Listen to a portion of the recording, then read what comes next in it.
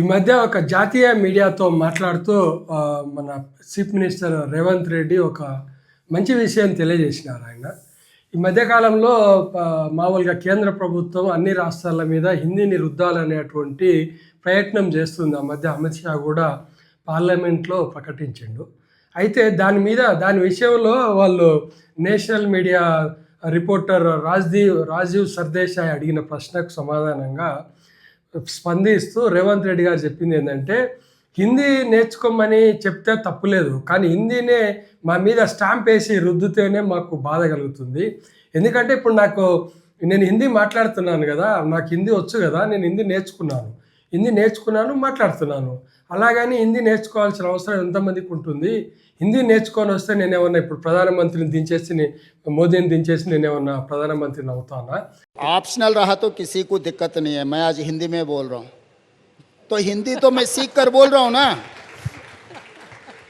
तो ये आप जबरदस्ती हमारे पे मोर मारने के लिए कोशिश मत करो। वो खिलाफ है हम लोग। अभी कोई बिजनेस करने वाला इंग्लिश हम सीख लिए, this is not our own mother tongue, but just education for employment for business we are learning English. अगर वैसे कुछ हमारे लिए कुछ फ़ायदा है हिंदी सीखने से, मुझे फ़ायदा दिखा राजनीति में, हिंदी सीख लिए तो मैं आके टोक सकता हूँ मोदी जी को।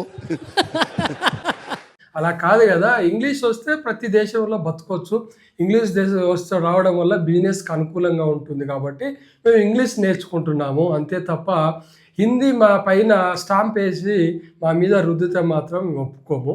ఆ విధంగా అనుకుంటే భారతదేశంలో అత్యధికులు మాట్లాడే భాష హిందీ అయితే రెండో అత్యధికులు మాట్లాడే భాష తెలుగు. మరి తెలుగును కూడా రెండవ జాతీయ భాషగా ప్రకటిస్తుందా కేంద్ర ప్రభుత్వం అని అడిగిండు. ఇది చాలా వాల్యూడ్ క్వశ్చన్, ఇది చాలా విలువైన ప్రశ్న. ఎందుకంటే తెలుగు భాష మాట్లాడే వాళ్ళు కూడా ప్రపంచవ్యాప్తంగా చాలామంది ఉన్నారు. హిందీ తర్వాత తెలుగే అత్యధికులు మాట్లాడేది, మూడోది బెంగాలీ అని చెప్పి రేవంత్ రెడ్డి గారు చెప్పారు. మరి ఎంతవరకు ఇది వాళ్ళు కేంద్ర ప్రభుత్వం దీన్ని అంగీకరిస్తుంది? అందుకే ఎవరి భాష వాళ్ళకు ముఖ్యము. హిందీ నేర్చుకుంటే ఎవరు వద్దన్నారు, నేర్చుకోమని చెప్పడంలో తప్పులేదు. కానీ ఖచ్చితంగా ఇది నేషనల్ భాష, నేషనల్ లాంగ్వేజ్.